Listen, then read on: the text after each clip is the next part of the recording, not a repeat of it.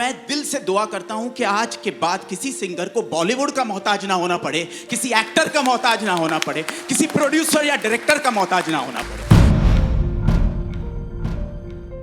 जो आज इतने ज्यादा सिंगर्स आ चुके हैं तो उनको अपने गाने कंपोज करने चाहिए। और मैं तुम्हें एक मंत्रा देता हूं, तुम 100 गाने कंपोज करो, उसमें से एक ब्लॉकबस्टर होगा ही होगा। 99 भले फ्लॉप हो जाए, लेकिन तुम 100 बनाओ, 100 छोड़ो, 500 गाने छोड़ो, 50,000 गाने छोड़ो, तब तुम्हारे 25-40 गाने हिट हो जाएंगे। बिकॉज तुम लोग इतने अच्छे सिंगर्स हो। बट किसी और की कॉम्पोजिशन को पहले वो माहौल मिलता था सिंगर्स को 8-8 घंटे 10-10 घंटे म्यूजिशियंस के साथ इंटरेक्ट करना, ये सारी चीजें जो होती थी वो आज के सिंगर्स को नहीं मिलती। हम गाना भेज देते हैं, उसमें कंपोजर्स का भी बहुत बहुत गलत बात है कि एक कंपोजर बोलता है यार व्हाट्सएप पे ये गाना ये जरा डब करके भेज दे।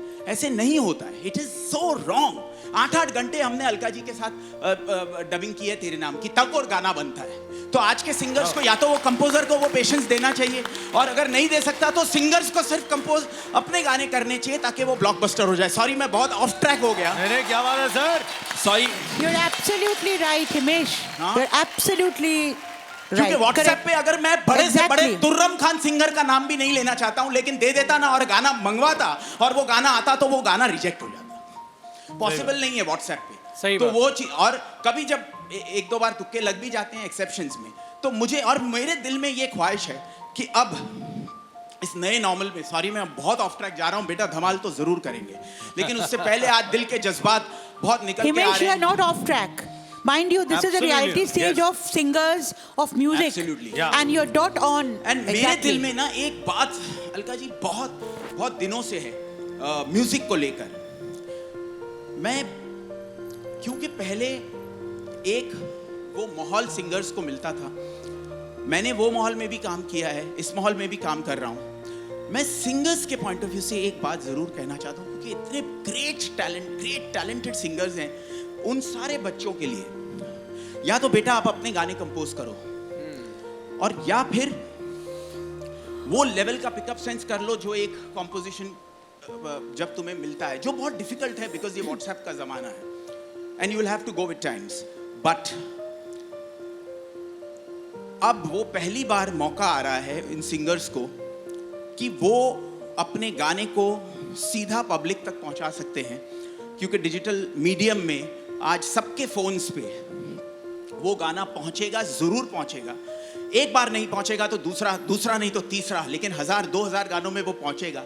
और मैं दिल से दुआ करता हूं कि आज के बाद किसी सिंगर को बॉलीवुड का मोहताज ना होना पड़े, किसी एक्टर का मोहताज ना होना पड़े, किसी प्रोड्यूसर या डायरेक्टर का मोहताज ना होना पड़े। एक आर्टिस्ट है और एक सीधा पब्लिक है, उसके बीच में डिजिटल माध्यम है और अपना टैलेंट है। अगर गाना अच्छा होगा तो चलेगा, एक बार नहीं चलेगा तो वो माहौल आ रहा है और वो बहुत अच्छा है और वो होना चाहिए। उसके लिए सारे सिंगर्स को, कंपोजर्स को, प्रोड्यूसर्स, डायरेक्टर्स, एक्टर्स को भी उन्हें सपोर्ट करना पड़ेगा और एक दूसरे को लेके चलेंगे। ये न्यू नॉर्मल में मुझे लग रहा है कि हमारा सबका पॉइंट ऑफ व्यू तो बदल ही गया है जिंदगी को लेकर। जैसे हम सब सोचते थे ऐसा तो हो ही नहीं सकता, वो तो हो ही नहीं सकता, ये नीचे नहीं आ सकता, वो ऊपर नहीं जा सकता, कोई भी नीचे आ सकता है और कोई भी ऊपर जा सकता है। बिल्कुल सही बात। ये तो सबसे बड़ी बात है। और ये नॉर्मल के बाद हमें एक दूसरे को साथ में अगर हम लेके चलेंगे तो सब ऊपर ही जाएंगे, कोई नीचे नहीं आएगा। क्या बात है। मुझे ये लग रहा है कि वो हमें करना नॉर्मल होना चाहिए, जिसकी मैं भी कोशिश करूंगा, क्योंकि मैं भी ये आप लोगों को ज्ञान नहीं बांट रहा हूं, मैं अपने आप को बोल रहा हूं। This is more like an auto suggestion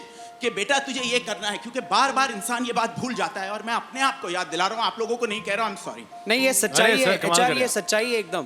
पर हिमेश, ये माइंडसेट सबका होना चाहिए ना, ये आपका माइंडसेट है। हाँ, लेकिन सबका नहीं होता है, दैट्स द प्रॉब्लम। मैं बोल रहा हूं क्योंकि हमारी म्यूजिक इंडस्ट्री में इंडिया में कहीं ना कहीं बहुत अच्छा दौर भी हम लोगों ने देखा है इन टर्म्स ऑफ बॉलीवुड के प्लेबैक सिंगर्स या के। बट आज अगर सबके चेहरे आप लोगों के इतने लोग जानते हैं, आपके म्यूजिक को जानते हैं, आपकी आवाज़ तो कमाल है, तभी तो यहाँ तक आप लोग पहुँचे हो, आप लोगों के इतने फैंस हैं। लेकिन मुझे ये लग रहा है कि अब वो म्यूजिक उनके बीच में थ्रू फिल्म्स ही आए, ऐसा ज़रूरी नहीं है। थ्रू फिल्म्स आए, वेरी गुड, लेकिन जैसे मैं हमेशा कहता हूं कि अब्रॉड में हम माइकल जैक्सन की बात करते हैं, मेरा सबसे बड़ा गुरु है, वो बहुत बड़ा स्टार है, and I love Michael Jackson. But वो टॉम क्रूज के लिए गाना नहीं गाता है,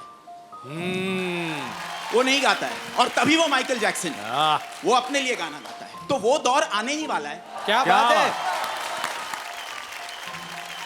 मतलब तो वो मुझे लग रहा है कि आज सबके गाने आएंगे और ये होगा, और बहुत मुझे लग रहा है कि जिन्हें अगर बुरा भी लग रहा है तो उन्हें आगे लेके जाना चाहिए, उनको ये एक दूसरे को आगे लेके जाना चाहिए। मुझे लग रहा है कि किसी को भी नीचे लाने की कोशिश ही नहीं करनी चाहिए, आहा। सबको ऊपर लेके जाओ। सर, ये और दिस बातें- इज द न्यू नॉर्मल। अगर हम ये न्यू नॉर्मल को समझ रहे हैं तो मैं ऑलवेज समझ रहा हूँ कि कोई ना कोई ऊपर वाले का एक पूरा पॉइंट ऑफ व्यू है लोगों को कुछ सिखाने का। ये पैंडेमिक ऐसे ही नहीं आया कि पूरे वर्ल्ड में इतना 100 साल के बाद ऐसा हुआ है जो हम लोग सोच भी नहीं सकते थे। और अगर ये हुआ है तो मुझे लग रहा है कि कुछ ना कुछ सीख है। और सीख क्या है? पॉजिटिविटी। पॉजिटिविटी क्या है? कि सबको आगे लेके जाओ, पॉजिटिव, काइंडनेस, अच्छाई, जितना हो बात है। सके करो, बस बात खत्म।